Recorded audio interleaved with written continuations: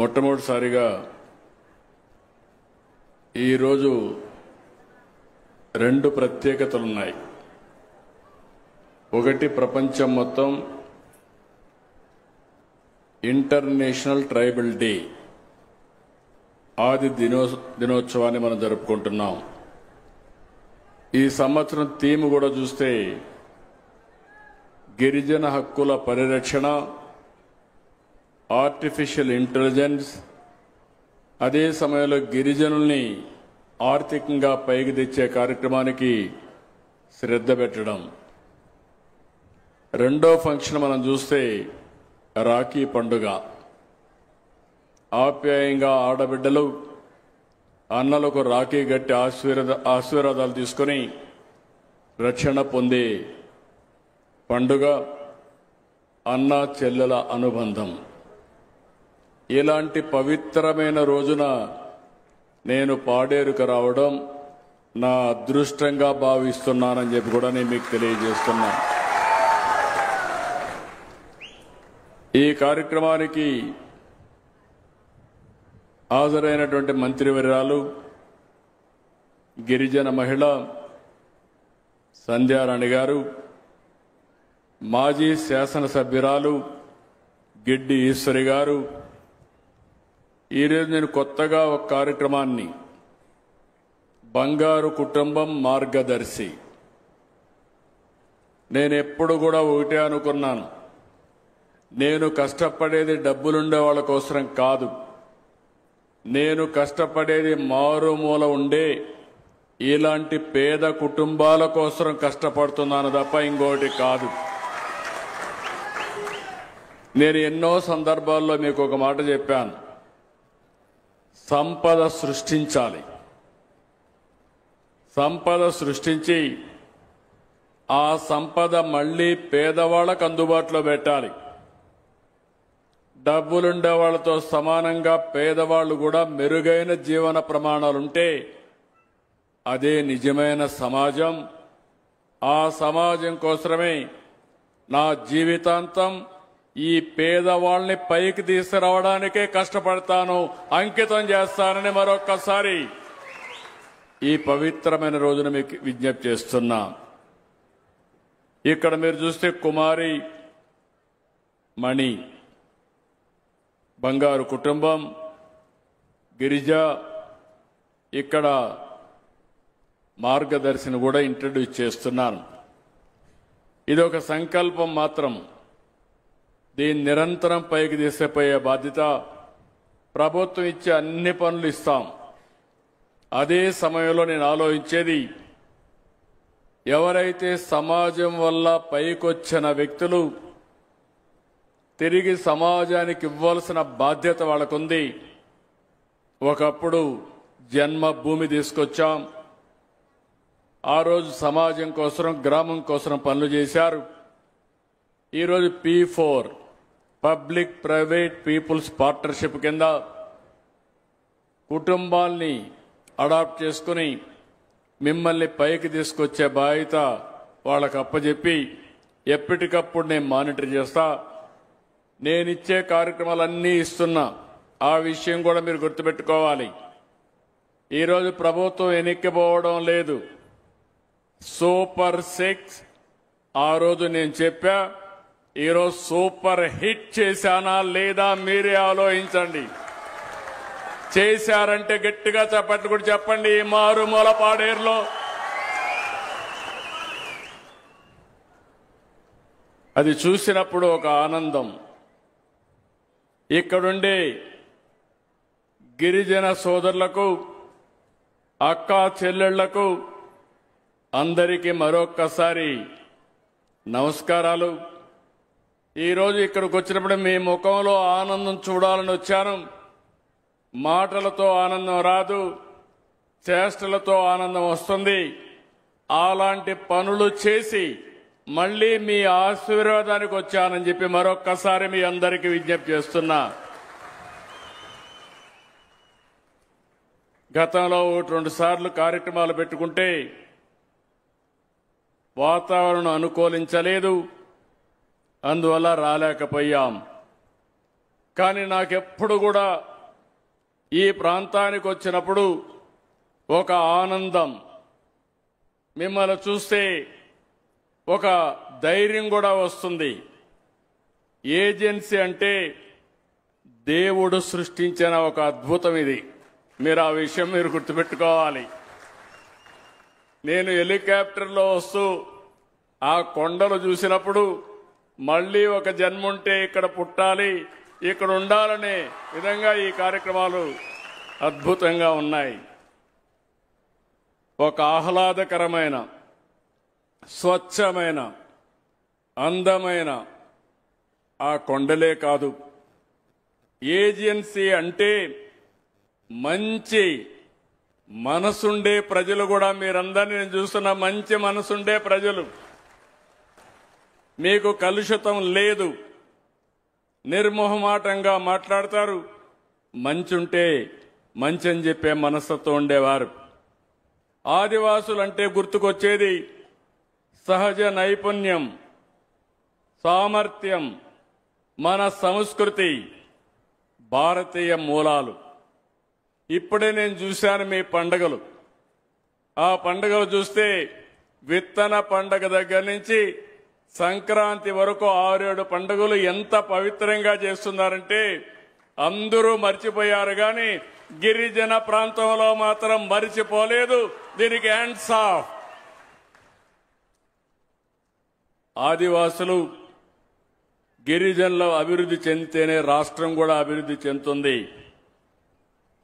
అందుకే నేను ఒక మాట చెప్పాను, ఈ ప్రాంతం పేదరికం కాదు, సంపదకు కావలసిన అన్ని వస్తువులున్నాయి. కానీ ఈ ప్రాంతాన్ని పేదరికంగా చేసింది పాలకులు అనుకోకుండా సరిగా చేయలేదు కాబట్టి మీకు ఇబ్బందులు వస్తున్నాయి. నేను అందుకనే ఒక్కసారి మీరు గుర్తుపెట్టుకోండి, నేను ముఖ్యమంత్రిగా ఉన్నప్పుడు చైతన్యం అనే ఒక కార్యక్రమం పెట్టాను. ఈ ప్రాంతంలో ఉండే గిరిజనుల్లో గాని చైతన్యం తేగలిగితే ఇంకా అభివృద్ధి ఏమాత్రం ఆగదు, అన్స్టాపబుల్ అని ఆ రోజు చెప్పి నేను ముందుకెళ్లాను. ఇంకో పక్క మీరు ఒక్కసారి చూస్తే గిరిజన ప్రాంతాలు అభివృద్ధి చేయాలని ఆలోచించింది తెలుగుదేశం పార్టీ, ఆలోచించిన నాయకుడు నందమూరి తారక రామారావు గారనే విషయం మీరు గుర్తుపెట్టుకోవాలి.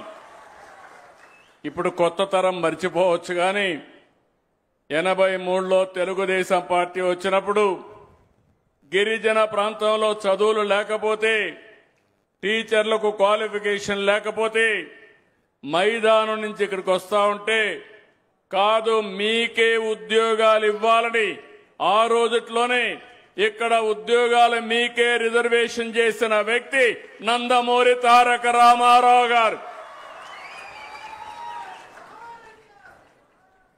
ఆ తర్వాత ఆ హిస్టరీ కూడా చెప్తా. ఆ తర్వాత జీవో 3 కూడా తీసుకొచ్చింది నేనే. 2 సార్లు ఈ జీవోలు పోగొట్టింది కూడా ఒకప్పుడు కాంగ్రెస్, తర్వాత వైఎస్ఆర్ కాంగ్రెస్ పార్టీ. ఏం జరిగిందో చరిత్ర మీరందరూ గుర్తుపెట్టుకోవాల్సింది. జీవోలు ఇవ్వడమే కాదు, హక్కులు ఇవ్వడమే కాదు, మీ హక్కుల్ని కాపాడుతూ ముందుకు పోతేనే మీ జీవితాల్లో వెలుగులు వస్తాయి. అలాంటివి కూడా జరిగింది. మళ్ళీ ఒకటే ఆమె ఇస్తున్నా, నేను చెప్పడం కాదు చేసి చూపిస్తా.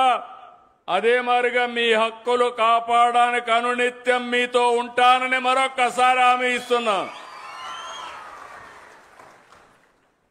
నేనెప్పుడు కూడా పేదవాళ్ల పక్షపాతిని.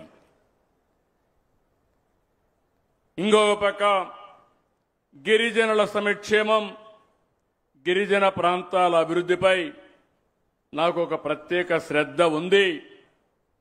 అదే మరి నాకు ఒక స్పష్టత ఉంది. ఈరోజు ఇక్కడికి వచ్చాను. నేను నేరుగా వెళ్ళి మొత్తం ఒక 2 గంటలు స్టడీ చేశాను. ఒకప్పుడు నేను ప్రారంభించినటువంటి కాఫీ కానీ, అదే మరి ఇంకొక పక్కన ఏదైతే కాఫీలో ఇంటర్ కల్టివేషన్ వేసినట్టు పెప్పర్ కానీ ఈ రెండు కూడా ఒకసారి చూశాను. దీనివల్ల ఇంకా మీ ఆదాయం ఏ విధంగా చేయగలుగుతామా ఎన్ని ఆలోచించడానికి నేను అవగాహన పెంచుకుంటే ఏ విధంగా చేయాలో చేస్తామనే ఉద్దేశంతోనే నేను మొత్తం చూసి ఇక్కడికి వచ్చాను. ఈరోజు మీరు ఒక్కసారి గుర్తుపెట్టుకుంటే గిరిజన ప్రాంతాల్లో మొట్టమొదటిసారిగా ఐటీడీఏలో ఐఏఎస్ ఆఫీసర్లు వేసి ప్రత్యేకంగా శ్రద్ధ పెట్టిన పార్టీ తెలుగుదేశం పార్టీ. ఈరోజు మనకుండే 7 దాకా ఐటీడీఏలున్నాయి. ఈ 7 కూడా సమర్థవంతంగా పనిచేయాలంటే మంచి సమర్థమైన అధికార యంత్రాంగం కావాలని ఈరోజు ఐఏఎస్ ఆఫీసర్లు పెట్టాం.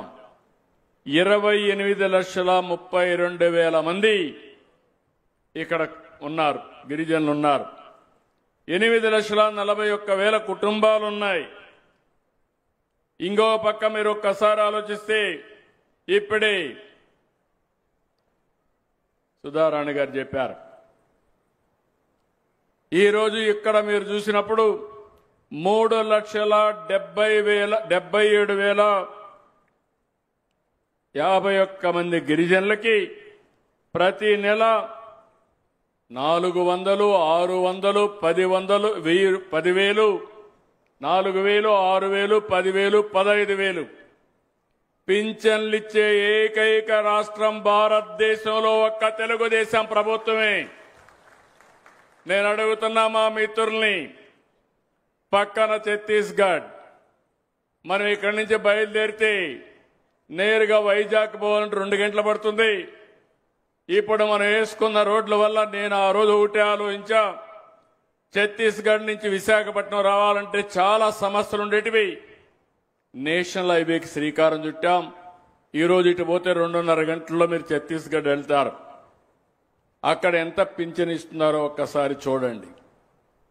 ఒరిస్సా ఉంది, అక్కడ పేదవాళ్ళు ఉన్నారు, అక్కడ 1000 రూపాయలు ఇస్తున్నారు.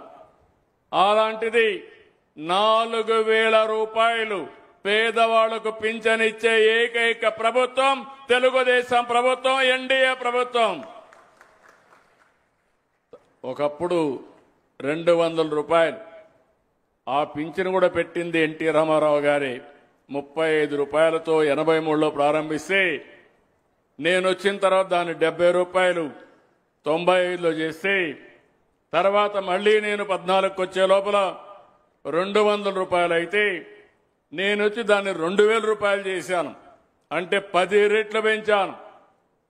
పెంచితే వైఎస్ఆర్ కాంగ్రెస్ మాట్లాడతారు పేదవాళ్ల కోసమే పుట్టామని. కాదు, పేదవాళ్ళని సర్వనాశనం చేయడానికే పుట్టారు ఆ పార్టీ. అలాంటి పార్టీ అది. ముక్కుతూ మూలుగుతూ నా 5 ఏళ్లలో 250 పెంచేవాళ్ళు, మళ్లీ ఒక 2 ఏళ్ళు అయితే 250 రూపాయలు పెంచేవాళ్ళు. నేను ఒక మాట చెప్పాను, పింఛన్లు పెంచుతానని చెప్పాను. పింఛను ఏప్రిల్ నుంచే ఇస్తానని 4,000 రూపాయలు ఏప్రిల్ నుంచి మీకు అందజేసిన పార్టీ తెలుగుదేశం పార్టీ. ఎన్డీఏ అవునా కాదా అని మిమ్మల్ని అడుగుతున్నా. ఈరోజు ఎక్కడ కూడా 6,000 రూపాయలు దివ్యాంగులకు లేదు. నేను ఆలోచించాను, నేనే 500 నుంచి ఆ రోజు 3,000 చేశాను. తర్వాత ప్రభుత్వం వాడికి ఇవ్వాలా, దాన్ని మళ్లీ 6,000 చేశాను. ఈరోజు ఒక తృప్తి. దానివల్ల చాలా మంది బాగుపడే పరిస్థితికి వచ్చారని చెప్పి కూడా నేను మీకు తెలియజేస్తున్నా. 4,82,000 కుటుంబాలకి 200 యూనిట్లు కరెంటు ఉచితంగా నేనే ఆ రోజు ప్రారంభించాను. ఈ రోజు మీ అందరికీ హామీ ఇస్తున్నా, మీ ఇంటి పైనే ఉచితంగా కరెంటు తయారు చేయడానికి రూఫ్ టాప్ సోలార్ ఇప్పిస్తానని మీ అందరికీ హామీ ఇస్తున్నా. దానివల్ల మీ సైకిళ్లు కానీ మోటార్ సైకిళ్లు కానీ రేపు కార్లు కానీ ఛార్జ్ చేసుకుని జల్సాగా పెట్రోల్ బంకు పోయే పని లేకుండా ఆనందంగా తిరిగే పరిస్థితి వస్తుంది. అది కూడా క్రియేట్ చేస్తామని చెప్పి కూడా నేను మీకు తెలియజేస్తున్నా. ఇంకో పక్కన ఈరోజు ఇక్కడుండే గిరిజన బిడ్డలు మట్టిలో మాణిక్యాలు, వారికి అవకాశాలు కల్పిస్తే అద్భుతాలు చేస్తారు. మీరు ఒకసారి చూస్తే మొన్నే ఇక్కడే కలెక్టర్ గారు ఉన్నారు. ప్రపంచంలో ఎప్పుడూ జరగనటువంటి బ్రహ్మాండమైన కార్యక్రమానికి శ్రీకారం చుట్టాడు. దగ్గర 25,000 మంది పిల్లలు 108 సూర్య నమస్కారాలు 108 నిమిషాల్లో విశాఖపట్నంలో ప్రదర్శించి గిన్నీస్ వరల్డ్ రికార్డు గాని వరల్డ్ యూనియన్ రికార్డు గాని క్రియేట్ చేశారు. అంటే దీన్ని బట్టి ఎవ్వరూ చేయలేని పని మన పిల్లలు చేయగలిగారంటే వీళ్ళంతా మట్టిలో మాణిక్యాలు అవునా కాదా అని మిమ్మల్ని అడుగుతున్నా. అక్కడ చేయగలిగితే రేపు ఉద్యోగాల్లో ఎందుకు చేయలేరని అడుగుతున్నా. ఇంకో పక్కన మీరు ఒకసారి చూసినప్పుడు నేను అందుకే ఈసారి తల్లికి వందనం 1 నుంచి 12 వరకు 4,86,803 మంది పిల్లలకి 643 కోట్లు మీ అకౌంట్లో వేసా. మా ఆడబిడ్డలున్నారు. గిరిజన ప్రాంతంలో కొంతమంది పిల్లలు కూడా ఎక్కువగా ఉన్నారు, సంతోషం. వేరే ప్రాంతాల్లో జనాభా తగ్గిపోతా ఉంది. ఇక్కడ ఫెర్టిలిటీ రేట్ 2.4% ఉంది. 2.1 ఉంటే రీప్లేస్మెంట్ లెవెల్ అంటే జనాభాక మేనేజ్మెంట్ కంటే ఎక్కువ మంది ఇక్కడ ఉన్నారు. నేను ఆ రోజు ఒక మాట చెప్పాను, మీ అందరికీ ఎంతమంది పిల్లలుంటే అంతమందికి తల్లికి వందనం ఇస్తానని చెప్పా. ఇచ్చిన మాట నిలబెట్టుకున్నామా లేదా అని మిమ్మల్ని అడుగుతున్నా. ఇప్పుడే ఒక ఇంటికి పోయాను. 3 పిల్లలు, 2 చదువుకుంటున్నారు. ఒకడు స్కూల్కి డుమ్మా కొట్టాడు, 7వ తరగతి. మళ్ళీ వాళ్ళ తల్లిదండ్రుల్ని కన్విన్స్ చేశాను, చెప్పాను, చదువుకుంటానన్నాడు.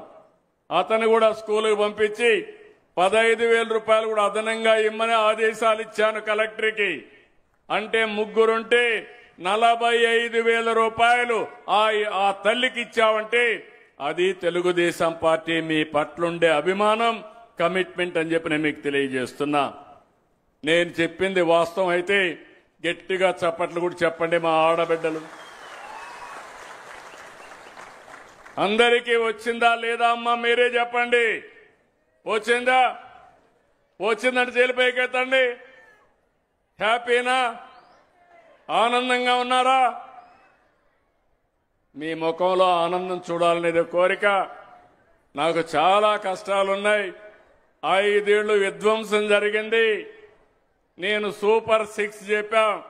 మళ్ళీ ఒక మాట చెప్పా, నాకు ఎన్ని కష్టాలున్నా మిమ్మల్ని ఆదుకుంటానని చెప్పాను. చెప్పిన మాట నిలబెట్టుకునేమని ఆనందం ఉంది. ఒక పక్క సూపర్ 6 సంక్షేమ కార్యక్రమాలు ఇవ్వాలి, ఇంకో పక్క అభివృద్ధి జరగాలి. 2 కూడా సమతుల్యంతో ముందుకు పోతున్నాం. ఏజెన్సీ పరిధిలో స్కూళ్లు గాని కాలేజీలు చదివే 1,76,799 మంది గిరిజన విద్యార్థుల కోసం 1,337 కోట్లు ఖర్చు పెడుతున్నాం. ఇంకో పక్క కొంతమంది పిల్లలు స్కూలుకు నిలిచిపోతే 13,274 మందిని మళ్లీ స్కూల్లో చేర్చే పరిస్థితి తీసుకొచ్చాం. గిరిజన యువత స్కిల్ డెవలప్మెంట్ కోసం పర్యాటకం, ఫుడ్ ప్రాసెసింగ్ కి ఎక్కువ ప్రాధాన్యత ఇస్తున్నాం. ఈరోజు ఇంకొక పక్కన ఈ ప్రాంతంలో గిరిజన ప్రాంతం, ఒకప్పుడు మీకు అందరికి కూడా వైద్య సేవలు కూడా అందుబాటులో లేవు. ఇప్పటికి కూడా నాకు ఈ సమస్య ఉంది. ఎడ్యుకేషన్ విషయంలో మీరు చూస్తే నిన్ననే ఎడ్యుకేషన్ మినిస్టర్ గారు అనౌన్స్ చేశారు, 373 స్కూల్ బిల్డింగ్లు లేవంటే నూతనమైన బిల్డింగులకి 45 కోట్ల రూపాయలు ఒకటేసారి రిలీజ్ చేసి పూర్తి చేస్తున్నాం. ఎక్కడ కూడా మీకు ఇబ్బంది రాకూడదని ఈ కార్యక్రమాలకు శ్రీకారం చుట్టాం. ఇంకో పక్కన ఇక్కడ చూస్తే 1,487 మంది పిల్లల ఆడవాళ్ళకి సికిల్ సెల్ రోగులకి నెలకు 10,000 రూపాయల చొప్పున పింఛను కూడా ఇస్తున్నాం. గర్భిణీ స్త్రీలకి పోషకాహారాలు ప్యాకేజీలు కానీ రవాణా సౌకర్యం ఏర్పాటు చేస్తున్నాం. డోలీ మూతలు లేకుండా 76 బర్త్ వెయిటింగ్ హాల్స్ బలోపేతం చేశాం. 35 కొత్త భవనాల నిర్మాణంలో ఉన్నాయి. 15 రిపేర్లు చేస్తున్నాం. 122 ఫీడర్ అంబులెన్స్లు కూడా ఏర్పాటు చేస్తున్నాం. 482 కోట్ల వ్యయంతో గిరిజన ప్రాంతాల్లో 5 మల్టీ స్పెషాలిటీ హాస్పిటల్ కూడా ఏర్పాటు చేస్తున్నాం. నేను ఒకటే హామీ ఇస్తున్నా, ఇప్పుడు కూడా కొంతమంది గిరిజన ప్రాంతానికి రావాలంటే డాక్టర్లు రావడం లేదు. ఇక్కడ కూడా ఇంకా డాక్టర్లు తయారు కాలేదు. దీనికి ప్రత్యేకమైన శ్రద్ధ పెడతాం. అవసరమైతే ప్రత్యేకమైన ఇన్సెంటివ్స్ ఇస్తాం. శాంక్షన్ అయిన అన్ని డాక్టర్ పోస్టుల్ని ఏదో ఒక విధంగా భర్తీ చేసే బాధ్యత ఈ ప్రభుత్వం తీసుకుంటామని మీ అందరికీ హామీ ఇస్తున్నా.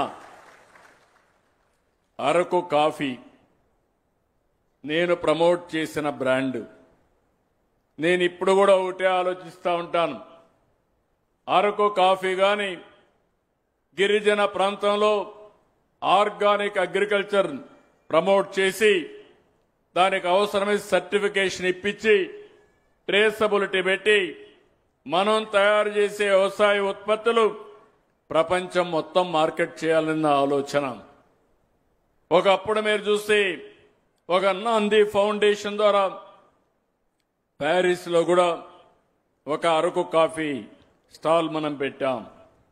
ఈరోజు మీరు చూస్తూ ఉంటారు, నేను ఢిల్లీకి పోయినా ప్రపంచంలో ఎవరు నా దగ్గరకు వచ్చినా ఒక సాలువ గప్తా వాళ్ళ చేతిలో అరకు కాఫీ పెడుతున్నానంటే అది నాకు ఈ గిరిజన ప్రాంతంలో పండించిన అరకు కాఫీని ప్రపంచం మొత్తం పరిచయం చేయాలనే ఉద్దేశంతోనే దీన్ని ముందుకు తీసుకుపోతున్నా. ఇంకో పక్క మీరు ఒకసారి చూస్తే ఈ ఏజెన్సీ ఏరియాలో 11 మండలాల్లో 2,58,000 ఎకరాల్లో సాగు అవుతా ఉంది. 2,46,000 మంది దీనిపైన ఆధారపడుతున్నారు. ఇంకొక 1,00,000 ఎకరాలు అదనంగా సాగులోకి తేవాలని చెప్పి ఆలోచిస్తున్నాం. దీనివల్ల ఇంకో పక్క 1,80,000 ఎకరాల్లో చెర్రీ సాగు చేసి 90,000 మెట్రిక్ టన్నుల ఉత్పత్తి సాధిస్తున్నారు. చింతపల్లి డివిజన్లో అయితే 2,185 ఎకరాల్లో 1,900 మంది రైతులు ఆర్గానిక్ సర్టిఫికేషన్ కూడా తీసుకున్నారు. ఈ ప్రాంతంలో కొన్ని ప్రత్యేకతలు ఉన్నాయి. టర్మరిక్ పసుపు, మంచి పసుపు వస్తుంది. కుర్కుమిన్ అయితే ఎక్కువ దిగుబడి వచ్చే ప్రాంతం అది. ఇంకో పక్కన కాఫీ కానీ పెప్పర్ కానీ, ఇంకో పక్కన మామిడి, సపోటా, జీడిపప్పు, పనస, నేరేడు, నిమ్మ, సీతాఫలం, కుంకుమ ఇలాంటి చాలా వచ్చే అవకాశం ఉంది. ఈ పంటలు కానీ కరెక్ట్గా చేస్తే ఈ ప్రాంతంలో బ్రహ్మాండంగా ముందుకు పోయే అవకాశం వస్తుంది. ఇవన్నీ చేయడానికి ట్రైబల్ మల్టీపర్పస్ మార్కెటింగ్ కోసం కొన్ని సెంటర్లు పెడుతున్నాం. ఇప్పుడే జీసీసీని చూసా, కొత్త లోగో తీసుకొచ్చారు. కాఫీ, తేనె, రాగి ఇలాంటివన్నీ కూడా ఇంటర్నేషనల్ మార్కెట్లో పెట్టడానికి ప్రైవేట్ పీపుల్తో కూడా అవగాహన పెట్టుకున్నారు. ఇవన్నీగా నేను అనుకున్న పనులు సవ్యంగా జరిగితే ఇప్పుడు మీకు వచ్చే ఆదాయం 3 రెట్లు పెరుగుతుందని చెప్పి కూడా నేను మీకు తెలియజేస్తున్నా. ఈరోజు ఇంకొక పక్కన ఇవన్నీ కూడా వ్యవసాయం పైన ఎక్కువ ఫోకస్ చేశాం. నేను ఒకటే మిమ్మల్ని అందరినీ రిక్వెస్ట్ చేస్తున్నాను, ఇక్కడ గంజాయి పోయిన ప్రభుత్వం ఇక్కడ చేసిన ద్రోహం చూస్తే చాలా దుర్మార్గం. ఒకప్పుడు ఏజెన్సీ ప్రాంతం అంటే దేశమంతా కూడా చెడుగా ఆలోచించేవాళ్ళు. గంజాయి ప్రాంతమని, దేశాన్ని మనం నష్టపరుస్తున్నామని, జాతిని నిర్వీర్యం చేస్తున్నామని మన మీద అపవాదు చేశారు. నేను వచ్చిన తర్వాతనే ఒకటే ఆలోచించాను, గంజాయి అనేది మన పిల్లలకు హానికరం, అలాంటిది జరగడానికి వీలు లేదని ఒక పిలిపించాను. సే నో టు గంజాయి అన్నాను. మీరందరూ స్పందించారు. ఈ రోజు నేను గర్వంగా చెప్పగలుగుతున్నాను, మా ఏజెన్సీ ప్రాంతంలోనే కాదు ఆంధ్ర రాష్ట్రంలో ఎక్కడ కూడా గంజాయి ఉండదు, పండించమని చాలా స్పష్టంగా ధైర్యంగా చెప్పగలిగానంటే దానికి కారణం మీ చైతన్యమే, మీరు చూపించిన చొరవ. ఈరోజు మిమ్మల్ని ఒకటే కోరుతున్నాం, ప్రత్యామ్నాయ పంటలకు వెళ్దాం, టూరిజం హబ్గా చేద్దాం, ప్రపంచానికి అనుసంధానం చేసుకొని ముందుకెళ్దాం. ఈరోజు ఈ ప్రాంతంలో మీరు ఒక్కసారి చూస్తే పెద్ద ఎత్తున మీ పంటలకు మార్కెటింగ్ కల్పిస్తున్నాం. ఇంకో పక్క 200 కోట్లతో 203 గ్రామాలకి 269 కిలోమీటర్ల మేర బీటీ రోడ్లు వేస్తున్నాం. నేషనల్ హైవేస్ అన్నీ వచ్చాయి. ఇక్కడ 515 కిలోమీటర్ల పొడవుతో 8,570 కోట్ల రూపాయలు విలువైన పనులు జరుగుతున్నాయి. పాడేరు, గొండెగూడ, కొయ్యూరు, చాప్రతిపాలెం, చింతపల్లి, రంపచోడవరం, కొయ్యూరు నేషనల్ హైవే 516 ఈ విస్తరణ, Raipur, Visakhapatnam section NH 130 CD, Bhadrachalam, Kunta national highway 30 section, Lambasingi, Paderu, Chinturu 3 సెక్షన్లు, పాడేరు బైపాస్, కొత్త ఫ్లైఓవర్లు, ఇవన్నీ కూడా మనం వేసుకుంటున్నాం. నా ఆలోచన ఒకటే, ఏజెన్సీ ప్రాంతాన్ని ప్రపంచానికి అనుసంధానం చేస్తాం. ఇక్కడుండే యువతకు ప్రపంచ స్థాయిలో విద్యా అవకాశాలు కల్పిస్తాం. ఇప్పుడు గురుకుల పాఠశాలలు ఉన్నాయి. మీ అందరికీ హామీ ఇస్తున్నాం, రాబోయే రోజుల్లో మీరెక్కడికి పోయే పని లేకుండా ఇప్పుడుండే 11లో అవసరం మేరకు 4-5 ఇమీడియట్ గా ఇంటర్మీడియట్ కూడా అక్కడ పెట్టి 10+2 కూడా పెట్టడానికి చర్యలు తీసుకుంటాం. దానివల్ల మన పిల్లలు ఇంటర్మీడియట్ కూడా అక్కడే చదువుకుంటారు. ఆ తర్వాత కూడా ఏం చేయాలని నేను చేస్తానని చెప్పి కూడా నేను మీకు హామీ ఇస్తున్నా. ఇప్పటికే మీరు ఒక్కసారి ఆలోచిస్తే గిరిజనుల కోసం Visakha, Vijayawada, Tirupati AP study circles పెట్టాం. 4,50,00,000 ఖర్చు పెట్టాం. 150 కోట్లతో రెసిడెన్షియల్ పాఠశాలకి భవన నిర్మాణాలన్నీ శాంక్షన్ చేశాను. ఇంకో పక్కన మీరు చూస్తే 64 కోట్ల వ్యయంతో ఐటీడీఏ పాడేరులో ఒక టీచర్ ఉన్న 418 పాఠశాలలు ఇప్పుడే చెప్పా, డబ్బులన్నీ రిలీజ్ చేసి ఆ భవన నిర్మాణాలు చేస్తున్నాం. పాడేరులో ప్రభుత్వ మెడికల్ కాలేజ్, ఆసుపత్రి తొందరలోనే పూర్తి చేసి ఇక్కడ ప్రజలకు అందుబాటులోకి తెస్తానని మీ అందరికీ హామీ ఇస్తున్నా. ఇదే కాకుండా ఐటీడీఏ రంపచోడవరంలోని రామవరం మండలాన్ని 2 మండలాలు చేయమని కోరారు. నిన్నే కేబినెట్ నిర్ణయం తీసుకున్నాం, తొందరలోనే అమల్లోకి వస్తుందని చెప్పి కూడా హామీ ఇస్తున్నాను.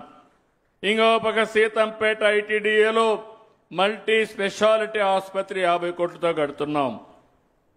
ఐటీడీఏ పార్వతీపురంలో 50 కోట్లతో ఇంకొక హాస్పిటల్ కడుతున్నాం. రంపచోడవరంలో ఐటీడీఏ 50 కోట్లతో మల్టీ స్పెషాలిటీ ఆసుపత్రి కడుతున్నాం.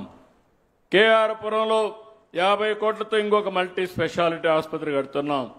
కడాన శ్రీశైలంలో కూడా ఐటీడీఏ పరిధిలో మల్టీ స్పెషాలిటీ హాస్పిటల్ కడుతున్నామని చెప్పి కూడా నేను మీకు తెలియజేస్తున్నా. నేను అందుకని ఒక పక్క అభివృద్ధి, ఒక పక్క సంక్షేమం, నాకు 2 కళ్ళు. అభివృద్ధి లేకపోతే సంపద రాదు, సంక్షేమం లేకపోతే మీకు తాత్కాలికంగా మెరుగైన జీవన ప్రమాణాలు రావు. అందుకే నేను ఆ రోజు చెప్పాను, సూపర్ 6 ఇస్తానన్నాను. నేను కష్టపడేది పేదవాళ్ల కోసం. ఎప్పుడో ఫలితాలు వస్తాయంటే ఇప్పుడు మీరు ఇబ్బంది పడతారు. అందుకని మీ ఇబ్బందులు దృష్టిలో పెట్టుకుని సూపర్ 6ని తూచా తప్పకుండా అమలు చేస్తున్నా. దీపం పథకం, ఆడబిడ్డలకు ఒకప్పుడు గ్యాస్ నేనే ఇచ్చాను, కానీ ఏజెన్సీలో నిన్నే తెలిసింది నాకు ఒక చిన్న సమస్య ఉంది. మీకందరికీ చిన్న సిలిండర్లు ఇచ్చారు, 5 కేజీలు ఇచ్చారు, దానివల్ల కొన్ని సమస్యలు ఉన్నాయి, ఈ స్కీమ్ మీకు అందలేదని. దీనికోసం మీరు చూస్తే దగ్గర ఒక 10 కోట్ల రూపాయలు 14 కోట్ల రూపాయలు డబ్బులు అవుతుంది. 2,000 రూపాయలు ఒక్కొక్కరు కట్టాలి. అందరికి హామీ ఇస్తున్నా, ఎంత అయితే అంత కట్టి ఉచితంగా గ్యాస్ మీకు ఇప్పించే బాధ్యత నాదని మా ఆడబిడ్డలకు హామీ ఇస్తున్నా. ఈ నెలలోనే దీన్ని ఇమ్మీడియట్ గా మీరు ఆచరణలోకి తేవాలి. ఇక్కడే ట్రైబల్ వెల్ఫేర్ సెక్రటరీ గారు ఉన్నారు, కలెక్టర్ గారు ఉన్నారు. దాన్ని కూడా ఈ నెల నుంచే తెమ్మంటున్నా. తల్లికి వందనం ఇచ్చాం, అన్నదాత సుఖీభవ మొన్నే ఇచ్చాను. నేను హామీ ఇచ్చాను 20,000 రూపాయలు ఇస్తామని. కేంద్రం 6,000, రాష్ట్రం 14,000 ఇస్తా ఉన్నాం. ఒకప్పుడు 7,500 ఇస్తే దాన్ని రెండింతలు చేశాం. ఒకప్పుడు ఒక బిడ్డకే ఇస్తే ఎంతమంది పిల్లలుంటే అంతమందికి ఇచ్చాం. ఒకప్పుడు 3,000, 4,000 ఇస్తే 3,000 ఇస్తే దాన్ని 4,000 పెంచనిచ్చి మిగిలిన స్లాబ్లు పెంచాం. ఇంకో పక్క మీరు ఒకసారి చూస్తే ఆగస్టు 15వ తారీఖున తొందరలోనే వస్తా ఉంది మా ఆడబిడ్డలకు శుభవార్త. మళ్లీ మీరందరూ ఉచితంగా ఆర్టీసీ బస్సుల్లో ఎక్కడికి కావాలంటే దర్జాగా తిరిగే విధంగా ఉచిత ప్రయాణ సౌకర్యం ఏర్పాటు చేస్తున్నాం. ఇంకో పక్క అన్నా క్యాంటీన్లు పెట్టి, ఏజెన్సీ ఏరియాలో 7 అన్నా క్యాంటీన్లు పెట్టి ఉచితంగా మధ్యాహ్నం భోజనాలు 3 పూటలు కూడా 5 రూపాయలకే పెట్టే సౌకర్యం ఏర్పాటు చేస్తున్నాను. ఎంత దుర్మార్గమైన పాలన అంటే, నేను 5 రూపాయలకు పేదవాళ్ళకు తిండి పెడితే అది ఇష్టం లేకుండా నేను కట్టిన బిల్డింగులు కూడా కూల్చేసి వేరే డిపార్ట్మెంట్కు ఆడుకునే పరిస్థితికి వచ్చారు. ఈరోజు రెట్టింపు ఉత్సాహంతో ఇంకా ఎక్కువ అన్నా క్యాంటీన్లు పెడుతున్నాం. తద్వారా మీకు వెసులుబాటు వస్తుందని చెప్పి కూడా నేను మీకు తెలియజేస్తున్నా. మీరు సంతకు వస్తారు, లేకుంటే ఏదో పని మీద వస్తారు. వచ్చినప్పుడు మళ్ళీ హోటల్కి పోవాలంటే 100 రూపాయలు ఖర్చు పెట్టుకోవాలి. అదే 5 రూపాయలు పెడితే కడుపు నిండా తిండి తినేట్టుగా అన్నా క్యాంటీన్లు మీకు పెడుతున్నామని చెప్పి కూడా నేను మీకు తెలియజేస్తున్నా.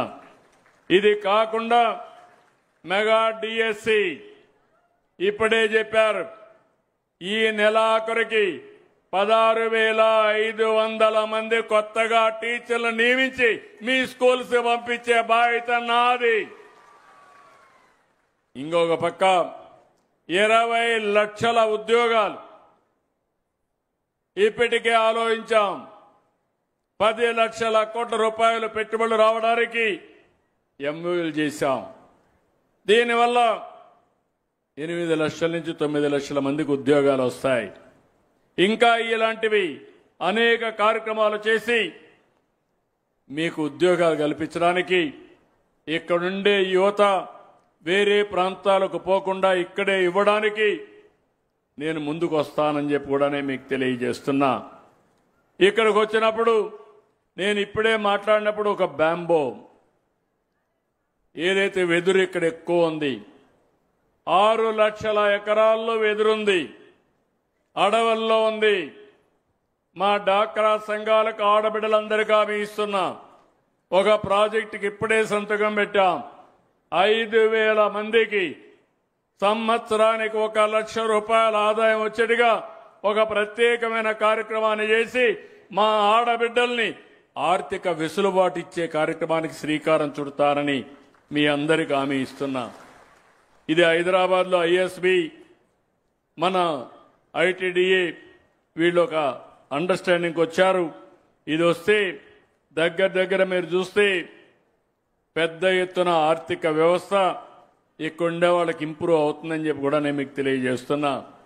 ఈరోజు నేను ముందే చెప్పాను, నేనేదో చెప్పేదానికి రాలేదు, ఊరిక మాటలు చెప్పడానికి రాలేదు, పనులు చేయడానికి వచ్చాను. ఈరోజు ఇక్కడికి వచ్చినప్పుడు ఒక నిర్దిష్టమైన ఆలోచనతో వచ్చాను. భవిష్యత్తులో మా గిరిజన ప్రాంతం దశ దిశ మార్చడానికి ఇక్కడికి వచ్చా, చేసి చూపిస్తానని ఈ పాడేరు సాక్షిగా మీ అందరికీ హామీ ఇస్తున్నా. ఒకటి రోడ్లు, 1483 గిరిజన హ్యాబిటేషన్స్ ఉన్నాయి. నేషనల్ హైవేలు వేసాం, స్టేట్ హైవేలు వేస్తాం, కానీ మీ ఇండ్ల ఊరికి రోడ్లు లేని పరిస్థితి. నేను ఇక్కడ ఒక చిన్న విజ్ఞప్తి కూడా చేస్తున్నా. గిరిజన ప్రాంతంలో ఒక అలవాటు ఉంది. నేను 40 ఏళ్లుగా చెప్తూనే ఉన్నా. మీరేం చేస్తారంటే ఒక 5 మంది ఊర్లో ఉండకుండా మళ్ళా కొండపైకి పోతారు. అక్కడ చెట్లు కొట్టేసి అక్కడ ఇల్లు కట్టుకుంటారు. దానివల్ల వసతులు కల్పించలేం. మీ పిల్లలకు కూడా జీవన ప్రమాణాలు పెరగవు. ఒక ఊరిలో ఉంటే అక్కడే ఫిక్స్ కావాల్సిన అవసరం ఉంది. అందుకే నేను మిమ్మల్ని అందరినీ హామీ ఇస్తున్నా. ఒకప్పుడైతే అక్కడికి అంబులెన్సులు రాకపోతే నేను ఫీడర్ అంబులెన్సులు పెట్టాను. మోటార్ బైకులకు స్కూటర్లకు పెట్టి ఆ స్కూటర్ ద్వారా మెయిన్ రోడ్డుకు వచ్చి అక్కడి నుంచి మళ్ళా అంబులెన్స్ ఎక్కించి హాస్పిటల్కి వచ్చాం. ఈ మధ్య మనం చూస్తున్నాం ఇంకా చాలా దూరం నుంచి డోలీతో మోసే పరిస్థితి కూడా వస్తున్నారు. అవి పోవాలి.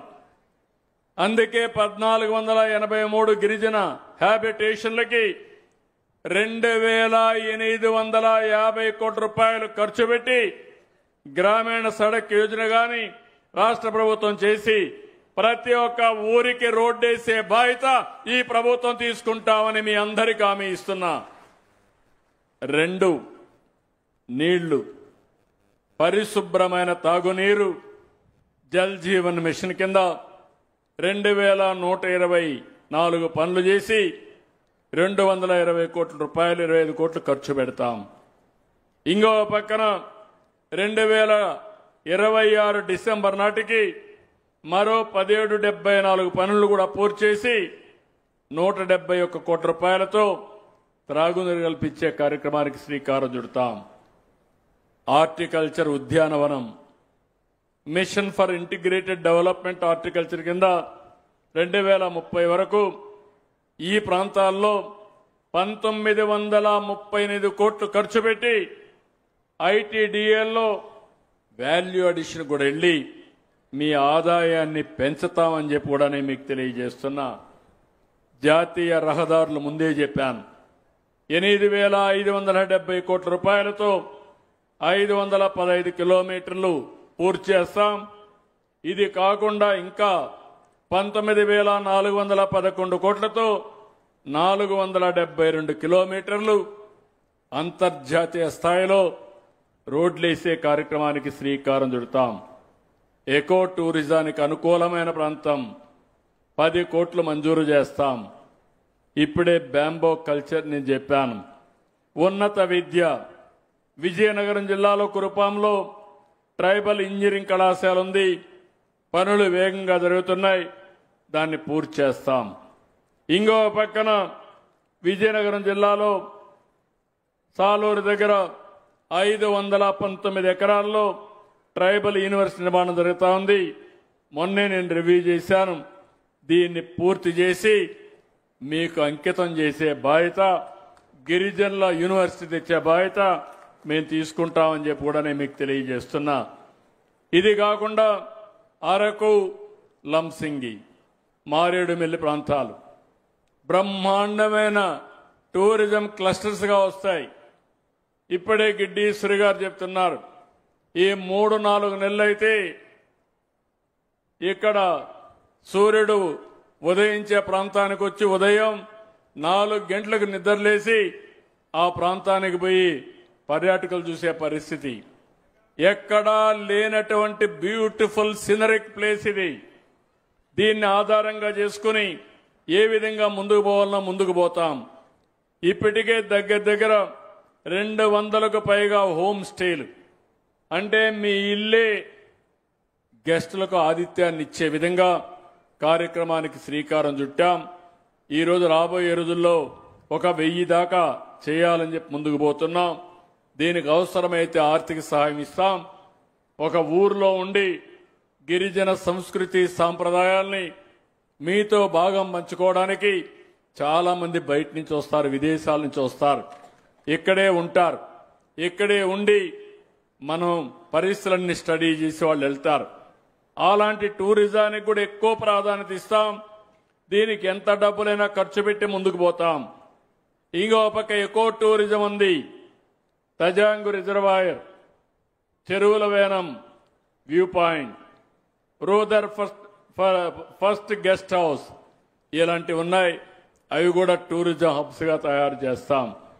ఇంకో పక్క మహిళా శిశు సంక్షేమం కింద 96 అంగన్వాడీ కేంద్రాలు ఏర్పాటు చేస్తాం.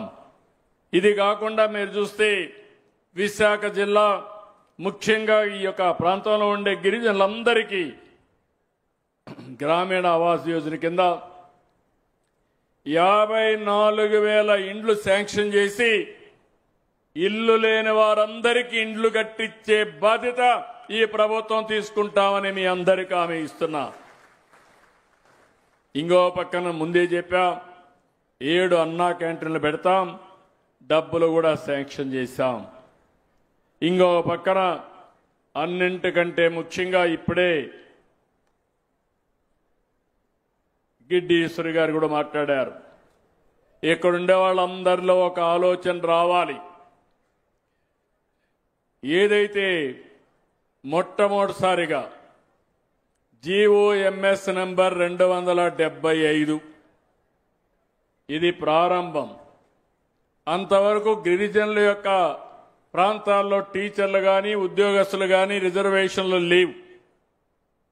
ఆ రోజు చదువుకున్న వాళ్ళు కూడా లేరు. ఇది 5/11/1986 నందమూరి తారక రామారావు గారు ముఖ్యమంత్రి.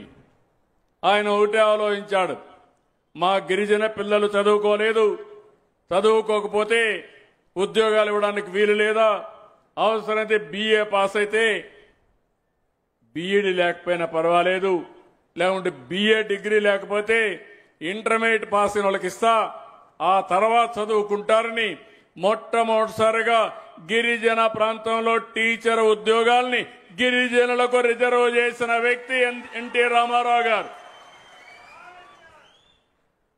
ఆ జీవో దగ్గర మళ్ళా కాంగ్రెస్ వచ్చింది 89లో. ఆ సమయంలో కోర్టుకు పోతే వీళ్ళు సరిగా 89 అనుకుంటానిది, అది కొట్టేసే పరిస్థితికి వచ్చారు.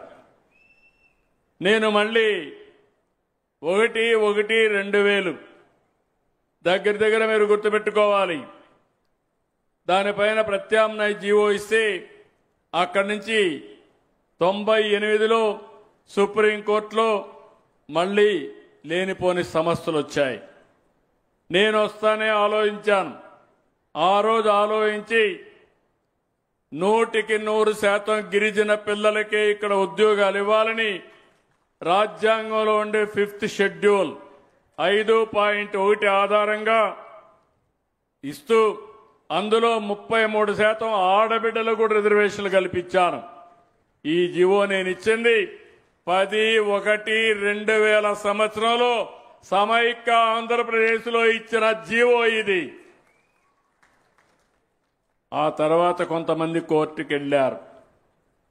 కోర్టుకు వెళ్ళిన తర్వాత మీరు ఒకసారి చూస్తే ఇటీవల కాలంలో దీన్ని సరిగా ఆర్గ్యూ చేయలేక 2020 ఈ జీవోను సుప్రీంకోర్టు కొట్టేసే పరిస్థితి వచ్చింది.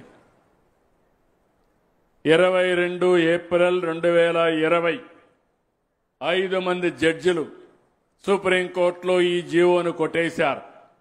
కొట్టేసిన తర్వాత మళ్లీ మొదటి తీసుకొచ్చారు. 4 సంవత్సరాలు ఆ రోజున్న ప్రభుత్వం నిద్రపోయింది. కనీసం కౌంటర్ వేయలేదు, సమర్థవంతంగా ఆర్గ్యూ చేయలేదు, ప్రత్యామ్నాయాలు ఎతకలేదు. మీరు కూడా భయపడ్డారు.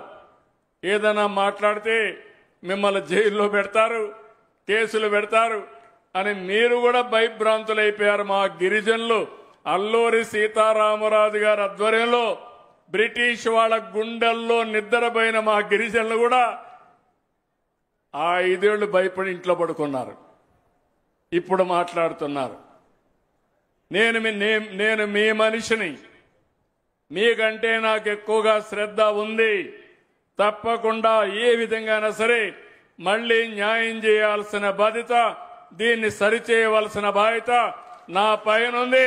ఆ బాధ్యత తీసుకుంటానని మరొక్కసారి మీ అందరికీ హామీ ఇస్తున్నా. అత్యున్నతమైన న్యాయస్థానం సుప్రీంకోర్టు ఒక నిర్ణయం చేశారు. అయితే మన వాళ్ళు కొంతమంది మొన్నే నేను అడిగితే ఇలాంటి సందర్భాల్లో ఎక్కడ ఏం జరిగాయని ఆలోచిస్తే 2-3 సందర్భాలు జరిగాయి. నాకంటే మేధావులు ఇక్కడ ఎవరైనా ఉంటే ఈ నియోజకవర్గంలో ఇప్పుడు అంటున్నారు 1-2 ఎమ్మెల్యేలు ఉన్నారు.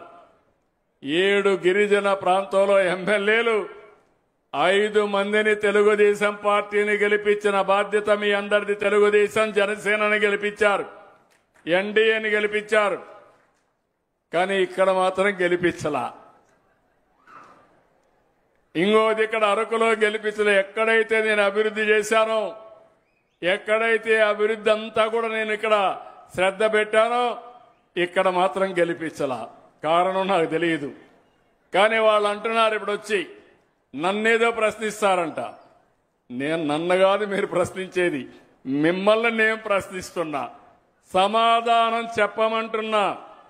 గిరిజన ప్రాంతంలో ఉద్యోగాలు ఇచ్చిన వ్యక్తి 1-5-11-86లో నందమూరి తారక రామారావు గారు. అవునా కాదా తమ్ముళ్ళు అని మిమ్మల్ని అడుగుతున్నా. అది కొన్ని సవాళ్లు ఎదుర్కొంటే రాజ్యాంగబద్ధంగా ఇవ్వొచ్చని మళ్ళీ నేను ముఖ్యమంత్రి అయిన వెంటనే దానికి మళ్ళీ నేనే ఒక జీవో ఇచ్చాను, జీవో నెంబర్ 3. అది కూడా డేట్ కూడా చెప్పాను చాలా స్పష్టంగా. ఆ జీవోని మీరు ఒకసారి చూస్తే 10-1-2000లో నేనే జీవోనిచ్చా. ఆ జీవోని పోగొట్టింది వీళ్ళు 22 ఏప్రిల్ 2020. ఇప్పుడు మళ్ళీ 5 ఏళ్లు పట్టించుకోవాలా. 2020 అంటే ఎలక్షన్ జరిగింది 2024. అవునా కాదా? ఎవరి తప్పని నేను అడుగుతున్నా. ఎవరి తప్పు? వైసీపీ తప్పై చేతులపై ఎత్తండి.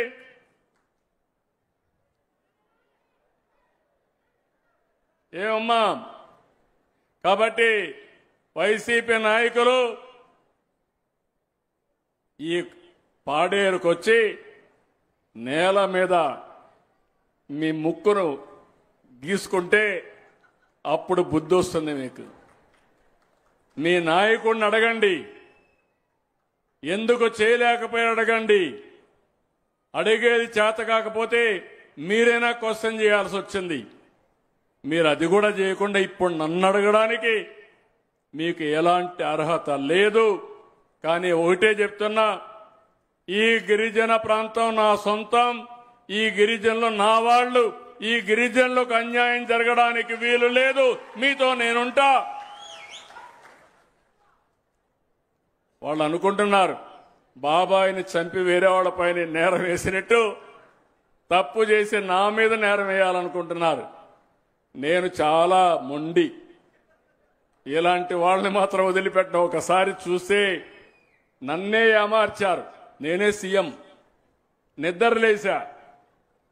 ఎలక్షన్లు 2019 బిజీగా ఉన్నాను. సాక్షి పేపర్లో స్క్రోలింగ్ వచ్చింది.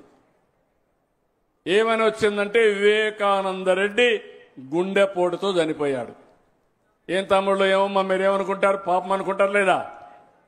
నాకు ప్రత్యర్థి వేరే పార్టీ, వైఎస్ఆర్ కాంగ్రెస్ పార్టీ. నేను కూడా అనుకున్నా పాపం. అతను ఆ కుటుంబంలోనే చాలా మంచోడు. నేను చాలా సంవత్సరాలు చూశాను. అజాత్ శత్రువు, ఎవ్వరు శత్రువులు లేరు అతనికి. చనిపోయాడంటే బాధపడ్డాను. వీళ్ళు మాత్రం ప్రణాళికలు తయారు చేసుకున్నారు. ఎంత భయంకరమైన హత్య అంటే మీరు గుర్తుపెట్టుకోవాల్సింది, గొడ్డలతో నెత్తిన నరికి నరికి నరికి రూమంతా రక్తం, ఆ బెడ్ మీద రక్తం, అక్కడి నుంచి బాత్రూమ్కి లాక్కపోతే ఆ బాత్రూమ్ అంతా రక్తం. ఇంత ఘోరమైన హత్యని ఏదో గుండెపోటని చిత్రీకరించి బాడీ ముక్కలైపోతే మెదడంతా దాన్నంతా మళ్ళా కూర్పు చేసి, అది కూడా ఎవరు చేశారు? ఇలా మామ హాస్పిటల్, పిల్లనిచ్చిన మామ, భారతి గారి మామే తండ్రి. ఆ హాస్పిటల్ నుంచి మనుషులు తెచ్చి కుట్టి ఒక బాక్స్లో పెట్టి అంత్యక్రియలు చేయాలనుకుంటే ఆయన కూతురికి ఎందుకో డౌట్ వచ్చింది. భగవంతుడు ఏమన్నా ఒక ఆలోచన చెప్పాడేమో, యామారావు తల్లి నన్ను చంపింది ఆత్మహత్య కాదు, గుండెపోటు కాదు, నన్ను చంపేశారంటే అప్పుడు ఆ అమ్మాయి అడిగింది కూతురుగా, ఏమడిగిందంటే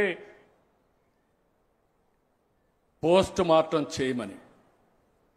అప్పుడు పోస్ట్ మార్టం చేయమంటే నేను కూడా చెప్పాను పోస్ట్ మార్టం చేయమన్నాను. అప్పుడు వాస్తవం బయట వచ్చింది. తల మీద గొడ్డలతో నరికారు, భయంకరంగా నరికారు, మెదడు బయట వచ్చిందని ఎప్పుడు రిపోర్ట్ వచ్చింది. ఇమ్మీడియట్గా మాట మార్చేసి ప్రత్యర్థులు ఆయన చంపారని ఆ అమ్మాయిని కూడా కన్ఫ్యూజ్ చేస్తే ఆవిడ కూడా నమ్మింది, ఏదో అన్న చెప్తున్నాడని నమ్మి ఆవిడ కూడా నిజం అనుకున్నది. నిన్న చెప్తా ఉంది ఆవిడ, ఏం చెప్పిందో మీరు విన్నారు. ఇది చంపింది ఆదినారాయణ రెడ్డి, బీటెక్ రవి, సతీష్ రెడ్డి చంపారని రాసి పేర్లు రాసిచ్చి ఆవిడ కూడా సంతకం పెట్టమంటే నేను సంతకం పెట్టననింది. తర్వాత ఇద్దరు కూడా కోర్టుకు వెళ్లారు సిబిఐ కావాలని. రెండవ రోజున నిద్ర లేసి నారాసుర రక్త చరిత్రని సాక్షి పేపర్లో వేసి నా చేతిలో కత్తి పెట్టి శవం అక్కడ పెట్టారు. ఏమమ్మా మీరందరూ ఒప్పుకుంటారా? ఏం తమ్ముళ్ళు మీరు ఒప్పుకుంటారా అని అడుగుతున్నా. ఏమమ్మా మీరు ఒప్పుకుంటారా నేను అడుగుతున్నా. నన్ను 40 ఏళ్లు మీరు చూశారా లేదా అని అడుగుతున్నా. 78లో ఎమ్మెల్యే అయ్యా, ఆంధ్రప్రదేశ్కి ముఖ్యమంత్రిగా 95లో అయ్యా. 9.5 సంవత్సరాలు ఎవ్వరికి రాని అవకాశం, దగ్గర 10 ఏళ్లు ముఖ్యమంత్రిగా పనిచేశాను. హైదరాబాద్ లాంటి నగరాన్ని నిర్మాణానికి దోహదం చేశా. అక్కడి నుంచి మీరు చూస్తే మళ్ళీ రెండోసారి ముఖ్యమంత్రి ఇక్కడ. 15 సంవత్సరాల ప్రతిపక్ష నాయకుడిని. ఎప్పుడైనా నేను హత్య చేశానని ఎప్పుడన్నా విన్నారా అని మిమ్మల్ని అడుగుతున్నా. నాకు బాధ ఉంటుందా లేదా అని అడుగుతున్నా. చేయన హత్య నా పైన పెట్టినప్పుడు బాధ ఉంటుందా లేదా అని అడుగుతున్నా. ఉంటుందా లేదమ్మా? ఇలాంటి వాళ్ళ రాజకీయాలకు అవసరమా? నేను అడుగుతున్నా మిమ్మల్ని, రౌడీయిజం అవసరమా రాజకీయానికి? సేవాభావం కావాలి. అబద్ధాలు చెప్పడం అవసరమా రాజకీయాల్లో? చేత కాకపోతే చేత కాదని చెప్పాలి. ఇప్పుడు కూడా ప్రయత్నం చేస్తున్నారు రౌడీయిజం చేయాలని. నేను ఒకటే చెప్తున్నా, ఒకసారి మోసపోయాను కానీ రెండోసారి మోసపోవడానికి కొండే సిబిఎన్. ఏం తమ్ముళ్ళో మిమ్మల్ని అడుగుతున్నా, కఠినంగా ఉండాలనా లేదా?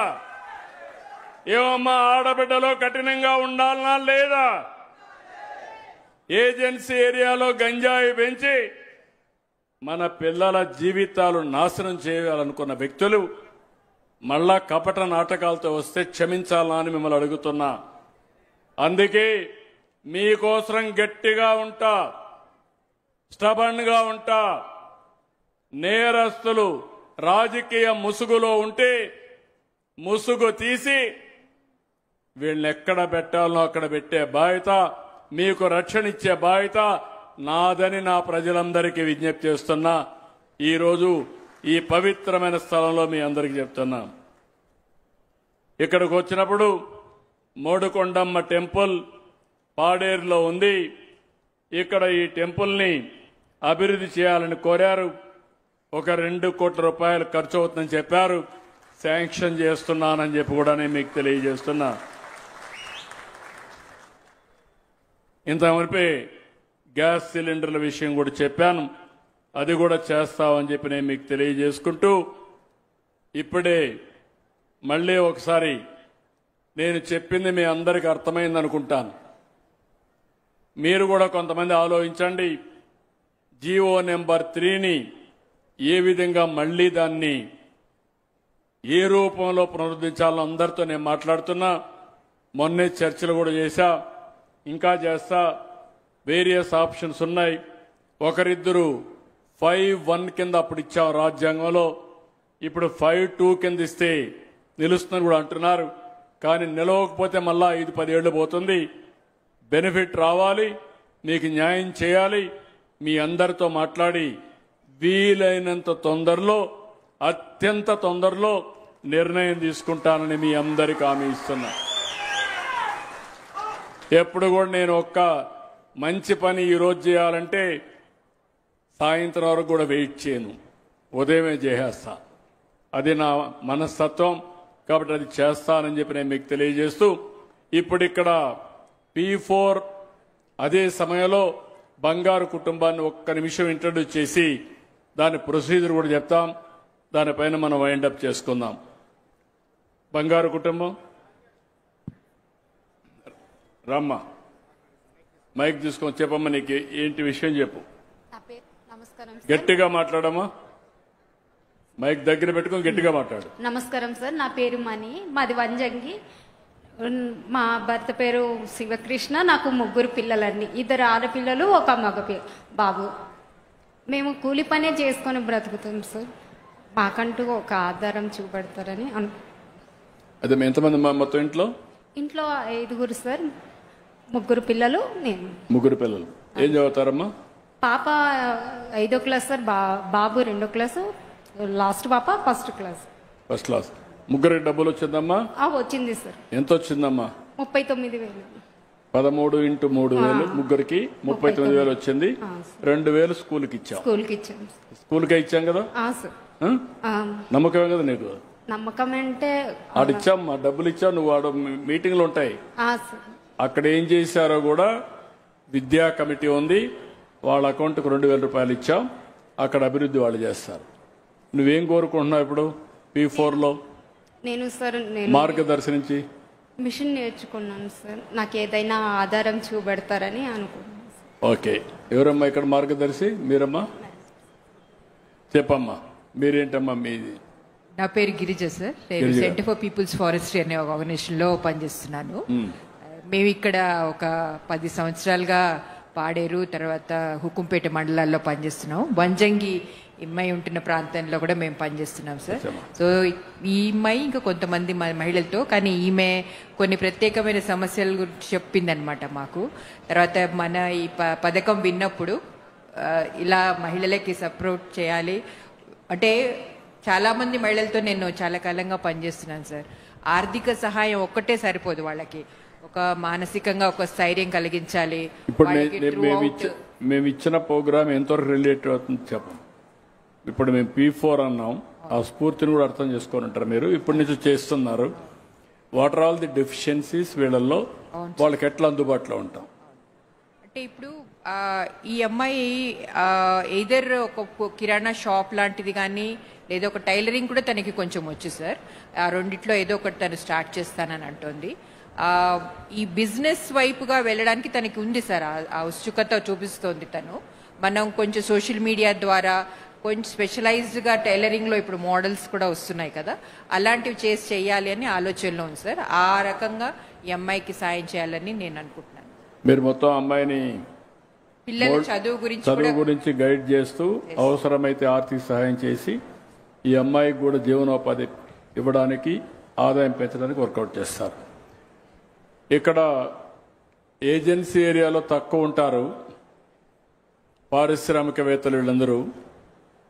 ఇప్పుడు మీరు ఒకసారి చూస్తే ఇక్కడ రోడ్లన్నీ వేస్తున్నారు. అది పబ్లిక్ ప్రైవేట్ పార్ట్నర్షిప్ P3. అంటే ఒక ప్రైవేట్ వ్యక్తి వస్తున్నాడు, రోడ్డు వేస్తున్నాడు. ఆ రోడ్డు మీద పేదవాళ్లకు ఫ్రీగా ఇచ్చి కార్లు, బస్సులు ఇవన్నీ వస్తే డబ్బులు కూడా ఛార్జ్ చేస్తారు. ఆ డబ్బులతో వాళ్ళు పెట్టిన పెట్టుబడి పే చేసుకొని కొంత ఆదాయం కూడా వస్తుంది. దీనివల్ల చాలామంది డబ్బులు బాగా సంపాదిస్తున్నారు. తెలివితేటలు, వాళ్ళకుండే బ్యాక్గ్రౌండ్, పెట్టుబడుల వల్ల. ఈరోజు పేదవాళ్ళు నిరుపేదలు అవుతున్నారు. అదే మరి కంపారిజన్లో మీకు ఆదాయం తగ్గిపోతా ఉంది, జీవన ప్రమాణాలు అభివృద్ధి కావడం లేదు. నేను ఈరోజు మీకు చెప్పాను, సూపర్ 6 ఇస్తున్నాను, ఎలక్షన్ మేనిఫెస్టో ఇస్తున్నాను. ఇప్పుడే అనేక కార్యక్రమాలు, ఇళ్లు కానీ, రోడ్లు కానీ, నీళ్లు కానీ, స్కూల్స్ కానీ, టీచర్లు కానీ అన్ని అనౌన్స్ చేశాను. మీ అడవుల్లో ఆధారంగా కాఫీ కానీ, పెప్పర్ కానీ, లేకపోతే పసుపు కానీ ఇలాంటి పంటలు కూడా చేసి బయట వాళ్ళు కూడా తీసుకొచ్చి మార్కెటింగ్ ఎస్టాబ్లిష్ చేస్తాం. అదే సమయంలో వ్యక్తిగతంగా పైకి రావాలంటే మీ కుటుంబాలు ఎవరైతే సమాజం వల్ల పైకి వచ్చినటువంటి హై నెట్వర్త్ ఇండివిజువల్స్ టాప్ 10%ని మార్గదర్శకులుగా ఉండమన్నాను. ఎవరైతే సమాజంలో అందరికంటే వెనకానుంటారో ఒక 10%, 20% వాళ్ళందరినీ దత్తత తీసుకోమన్నాం. వాళ్ళకు నేను ఇచ్చే కార్యక్రమాలన్నీ ఇస్తున్నాం. బియ్యం ఇస్తున్నాం. నేనైతే మీరు చూస్తే పీడిఎస్ కూడా మళ్ళా ఇంకొక స్టెప్ ముందుకు పోయి మీరు ఆ షాపు కూడా పోలేరనే ఉద్దేశంతో ఎవరైనా వృద్ధులు కానీ వికలాంగులు కానీ ఉంటే వాళ్ళ ఇంటికే డెలివరీ ఇచ్చే విధంగా కూడా ఏర్పాటు చేశాను 26, 30 లోపలనే. తర్వాత మిగిలిన వాళ్ళు నెలంతా కూడా ఆ షాపు పోయి తెచ్చుకుంటారు. ఇవన్నీ చేస్తున్న ఇప్పుడు గ్యాస్ ఉచితంగా ఇచ్చా, బస్సు ఉచితంగా ప్రయాణ సౌకర్యం ఇచ్చా, తల్లికి వందనం ఇచ్చా, అన్నదాత ఇచ్చా, మత్స్యకార భరోసా ఇచ్చా, 200 యూనిట్లు కరెంటు ఉచితంగా ఇచ్చా మీకు. ఇవన్నీ ఇచ్చాం. కానీ ఇంకా మీ ఆదాయాన్ని పెంచడానికి ఈ అమ్మాయి ఒక కిరాణా కొట్టు పెట్టుకుంటాంది, ఇంకొకరు ఒక ఫార్మర్స్ ప్రొడ్యూసర్స్ ఆర్గనైజేషన్ పెట్టుకుంటారు, ఇంకొకరు ఇంకొక పని చేతి వృత్తులు కుల వృత్తులు ఏమైనా ఉంటే ఆ పనులు చేస్తారు. మీ ఆదాయం పెంచడానికి అనునిత్యం మీతో అనుసంధానమై మీకు ఆలోచనలో భాగం పంచుకోవడం, కొత్త కొత్త ఆలోచనలు ఇవ్వడం, కష్టం ఉంటే మిమ్మల్ని ఆదుకోవడం, మీ పిల్లల్ని బాగా చదివించడం, ఏ చదువు చదివితే ఉద్యోగాలు వస్తాయి అది కూడా చెప్పడం, ఇలాంటి అన్ని చేయడానికి నేను బంగారు కుటుంబాలకు అండగా మార్గదర్శనం తీసుకొచ్చాను. రాష్ట్రంలో మీరు చూస్తే 15 లక్షల కుటుంబాలు బంగారు కుటుంబాలుగా, ఒక 2 లక్షల మంది దగ్గర మార్గదర్శకులుగా చేరుతున్నారు. ఈరోజు నా వల్ల చాలా మంది పైకి వచ్చారు. కొంతమంది పారిశ్రామికవేత్తలయ్యారు, కొంతమంది విదేశాల్లో ఉద్యోగాలు చేస్తున్నారు, కొంతమంది విదేశాల్లో కంపెనీలు పెట్టారు. వాళ్ళందరినీ రమ్మంటున్నా. మీకు తోచిన విధంగా మీరు కూడా ఒక కుటుంబాన్ని తీసుకోండి. నేను చేసే పనికి మీరు కూడా సహకరించండి. ఇద్దరం కలిసి ఆ కుటుంబాల్ని బాగా చేద్దామని పిలిపించా. ఇప్పటికే 11 లక్షల కుటుంబాల్ని అడాప్ట్ చేసుకున్నారు. ఇది ఈ నెల 15 లోపల చేసి 19వ తారీఖున లాంచ్ చేస్తున్నాం. ఈ గిరిజన ప్రాంతానికి ప్రత్యేకంగా మార్గదర్శకుల్ని బయట నుంచి తీసుకొచ్చి మీ అందరినీ దత్తత తీసుకొని మీకు సహాయం చేసే బాధ్యత కూడా నేను తీసుకుంటానని ఈ పాడేరులో మీ అందరికీ హామీ ఇస్తున్నా. ఈ కార్యక్రమం వల్ల మీ జీవన ప్రమాణాలు పెరగాలి. ఇక్కడ ఉండే వాళ్ళకు స్వచ్ఛమైన గాలి ఇచ్చాడు దేవుడు, స్వచ్ఛమైన ఆహారం ఇచ్చాడు. ఆదాయం కూడా పెరిగితే మీ జీవన ప్రమాణాలు పెరుగుతాయి, మీలో తృప్తి పెరుగుతుంది. ఆ కార్యక్రమం కూడా చేస్తానని చెప్పి తెలియజేసుకుంటూ ఈరోజు ఇక్కడికి వచ్చినప్పుడు మీరు చూపించిన అభిమానం చూసా. ఎప్పుడు ఏజెన్సీ ఏరియాకి వచ్చినా నాకు గుర్తుంటుంది. ఎంతో అభిమానించారు, ఎంతో ఆదరణ చూపించారు. మీరు చూపించిన అభిమానం నిలబెట్టుకోవడానికి తప్పకుండా అన్ని విధాలా పనిచేసి మీరు ఎవ్వరు కూడా ఇబ్బంది పడకుండా, ఈ విషయం కూడా చెప్తున్నా. ఒకప్పుడు శారీరకంగా కష్టపడేవాళ్ళం, ఇప్పుడు ఆ రోజులు అయిపోయినాయి. తెలివితేటలతో పనిచేయాలి. మనం ఒకప్పుడు చెట్లన్నీ నరుక్కుంటూ కొండపైకి వెళ్ళిపోయేవాళ్ళం. ఇప్పుడు అవసరంలా ఉండే భూమిని శుభ్రంగా కాఫీ వేసుకొని పెప్పర్ వేసుకుంటే మంచి మార్కెట్ వస్తే ఆదాయం పెరిగే అవకాశాలు వస్తాయి. మన పిల్లల్ని బాగా చదివించగలిగితే ఆ పిల్లలు బ్రహ్మాండంగా రాణిస్తారు. మైదానంలో ఉండే పిల్లల కంటే గిరిజన ప్రాంతాల్లో ఉండే పిల్లలు తెలివితేటల్లో తక్కువ కాదని మరొకసారి విజ్ఞప్తి చేస్తున్నా. అందుకే మొన్న మీరు చూశారు 108 సూర్య నమస్కారాలు 108 నిమిషాల్లో 25,000 మంది పిల్లలు ఒకచోట చేరి ప్రదర్శన చేసి 2 వరల్డ్ రికార్డ్ సాధించారంటే అది మా గిరిజన పిల్లలకు ఉండే తెలివితేటలు సత్తా. దీన్ని అనునిత్యంగా అనుసంధానం చేసుకొని మనం ముందుకు పోగలిగితే ఏదైనా సాధ్యం. అలాంటి ఎకో సిస్టాన్ని క్రియేట్ చేసే బాధ్యత నాది, సహకరించే బాధ్యత మీదని మరొక్కసారి తెలియజేసుకుంటూ ఈరోజు పాడేరుకు వచ్చినప్పుడు మీరు చూపించిన అభిమానానికి మరొక్కసారి అందరికీ ధన్యవాదాలు, కృతజ్ఞతలు. అందరికీ నమస్కారాలు. జై హింద్, జై జన్మభూమి. ప్రపంచ ఆదివాసీ దినాన్ని పురస్కరించుకొని మా ఆహ్వానాన్ని మన్నించి నాటి కార్యక్రమానికి విచ్చేసిన ఆంధ్రప్రదేశ్ రాష్ట్ర ముఖ్యమంత్రి వర్యులు శ్రీ నారా చంద్రబాబు నాయుడు గారికి హృదయపూర్వక ధన్యవాదాలు తెలియజేస్తున్నాం. Thank you sir, thank you very much.